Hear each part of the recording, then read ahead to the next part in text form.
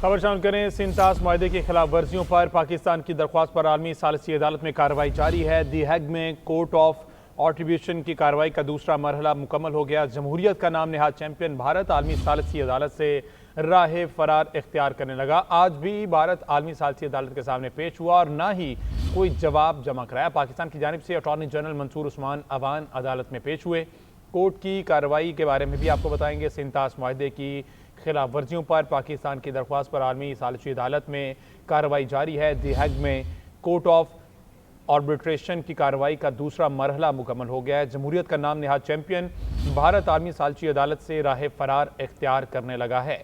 आज भी भारत आलमी सालिसी अदालत के सामने पेश हुआ और ना ही कोई जवाब जमा करवाया। पाकिस्तान की जानिब से अटॉर्नी जनरल मंसूर उस्मान अवान अदालत में पेश हुए। सिंतास माहदे की खिलाफ वर्जियों पर पाकिस्तान की दरख्वास्त पर आलमी अदालत में कार्रवाई जारी है, जिसमें आज भी भारत आलमी सालिसी अदालत के सामने पेश हुआ और ना ही कोई जवाब जमा कराया। जबकि पाकिस्तान की जानिब से अटॉर्नी जनरल मंसूर उस्मान अवान अदालत में पेश हुए। कोर्ट की कार्रवाई में ये सामने आई हैं चीज़ें। जमहूरियत का नाम नहाद चैंपियन भारत आलमी सालिसी अदालत से राह फरार इख्तियार करने लगा है। डिटेल्स क्या हैं, ब्यूरो चीफ इस्लामाबाद मियां शाहिद से जान लेते हैं।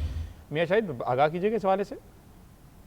देखिए, पाकिस्तानी कोर्ट ऑफ आर्बिट्रेशन आलमी अदालत जो है सालिसी अदालत, उसमें मुकदमा दर्ज कर रखे हैं, जिसमें दरिया जहलम पर, दरिया जनाब पर जो गैर कानूनी तामीरात कर रखी हैं भारत ने, उसको चैलेंज कर रखा है। और जो रन ऑफ रिवर्स उनके जो वहाँ पर उन्होंने डैम्स बना रखे हैं, उसको भी चैलेंज कर रखा है। और सिंतास माहदे की खिलाफ वर्जियाँ जो हैं उसको बाकायदा तौर पर ये चैलेंज कर रखा है। और पाकिस्तानी वफ्द जो है वहाँ पर मौजूद है। और पाकिस्तानी वफ्द में जो इंडस वाटर कमीशन महर अली शाह जो हैं वो मौजूद हैं। इसके अलावा अटॉर्नी जनरल वहाँ पर मौजूद हैं और जो एम्बेसडर्स हैं वहाँ पर इस वक्त मौजूद हैं। और आलमी सालिसी अदालत में भारत ने कोई रिस्पांस नहीं किया और भारत ने जो है राह फरार इख्तियार किया है। और भारत ने कोई वहाँ पर जो है वो रिस्पांस नहीं दिया, जो कि एक अजीब उसका रवैया है जो आलमी सतह पर उसको बिल्कुल भी जो है वो सराहा नहीं जा रहा। क्योंकि भारत जो है वो राह फरार इख्तियार करता है तमाम साथ ही रहेगा। ब्रिगेडियर हारिस नवाज साहब ने ज्वाइन किया। ब्रिगेडियर साहब, बहुत शुक्रिया आपके वक्त का। ब्रिगेडियर साहब, ये अब राह फरार इख्तियार कर रहा है, पहले बहुत सी भड़के मारी जा रही थी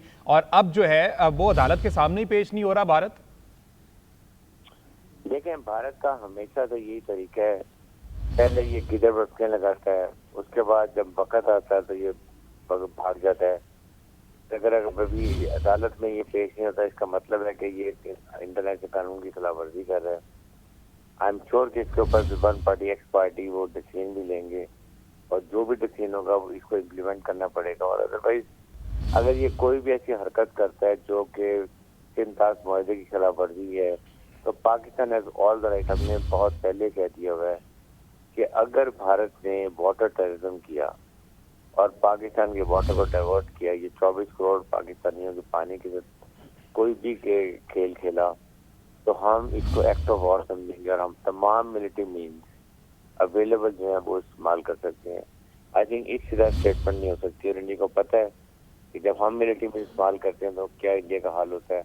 हमारे हक में बिलान मसूद पे फील्ड मार्शल मुनीर जो चीफ ऑफ डिफेंस फोर्सेज हैं, उन्होंने प्रैक्टिकल करके दिखाया कि किस तरह इतनी बड़ी फौज को एक या दो दिन में शिकस्त फाड़ की और ये घुटने टेकने में मजबूर हो गए। तो इसलिए मेरे ख्याल में ये किधर बढ़ के पाकिस्तान नहीं रहता, ये हमारे पे बहुत नींद है इसको राय रास्ते लाने के लिए। ब्रिगेड साहब, ये जो पाकिस्तान का स्टांस है कि ये रेड लाइन है हमारी, ये वाटर टेरिटरी वाला जो मामला है, आलमी दुनिया भी इसका एतराफ़ कर चुकी है, तो यही वजह है जिसकी वजह से भारत राह फरार इख्तियार कर रहा है कि आलमी दुनिया मानती है कि भारत ये ज्यादती कर रहा है। देखें, 100% जो इंडस वाटर ट्रीटी है, इसके अंदर बड़ा क्लियर लिखा हुआ है कि कोई भी चेंज अमेंडमेंट इसमें करने के लिए दोनों पार्टी को मुत्तफिक होने की शर्त है। एक पार्टी यूनिलेटरली कोई इसमें चेंज नहीं कर सकती और यही आलमी बैंक इसमें गारंटर है।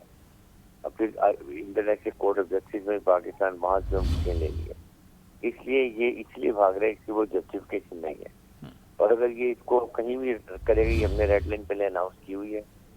Red line means act of war and हमारे पास इंडिया का एक इंच एरिया हमारी रेंज के अंदर है।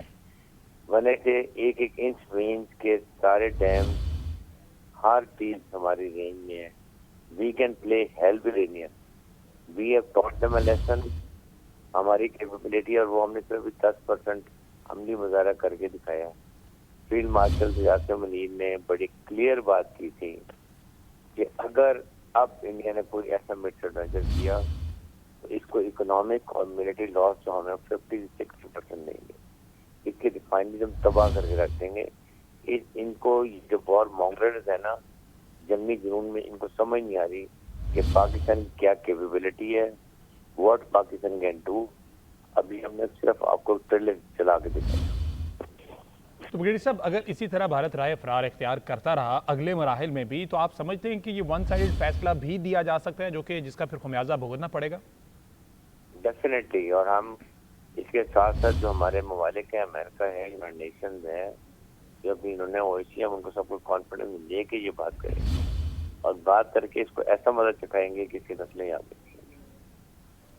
بالکل ٹھیک ہے۔ بریگیڈیئر ریٹائرڈ عارف نواز صاحب ہمارے ساتھ موجود تھے، اور ان کا یہ کہنا تھا کہ یہ بالکل گیدڑ بھبکیاں جو ہیں وہ کام نہیں آئیں گی۔ یہ کارروائی کا دوسرا مرحلہ ہے جہاں پر یہ بھارت راہ فرار اختیار کر رہا ہے، اور یہ سندھ طاس معاہدے کی خلاف ورزیوں پر پاکستان کی درخواست پر عالمی جو ثالثی عدالت میں کارروائی ہے وہ جاری، اور دی ہیگ میں کورٹ آف آربیٹریشن کی کارروائی کا دوسرا مرحلہ بھی مکمل ہو چکا ہے، اور جمہوریت کا نام نہاد چیمپئن بھارت عالمی ثالثی عدالت سے راہ فرار اختیار کرنے لگا، اور آج بھی بھارتی عالمی ثالثی عدالت کے سامنے پیش نہ ہوئے اور نہ ہی کوئی جواب جمع کرایا گیا ہے۔ جبکہ پاکستان کی جانب سے اٹارنی جنرل منصور عثمان عوان عدالت میں پیش ہوئے، پاکستان کا مقدمہ پر رکھا ہے اور خاصے اچھے انداز میں مقدمہ پیش کیا گیا ہے۔ کورٹ کی جو کارروائی ہے اس میں جمہوریت کا نام نہاد چیمپئن بھارت جو ہے وہ راہ فرار اختیار کر گیا ہے، اور آج بھی بھارت عالمی ثالثی عدالت میں پیش ہوا اور نہ ہی کوئی جواب جمع کروایا گیا، اور پاکستان کی جانب سے اٹارنی جنرل منصور عثمان عوان عدالت میں پیش ہوئے ہیں، اور اس حوالے سے ایک مضبوط موقف جو ہے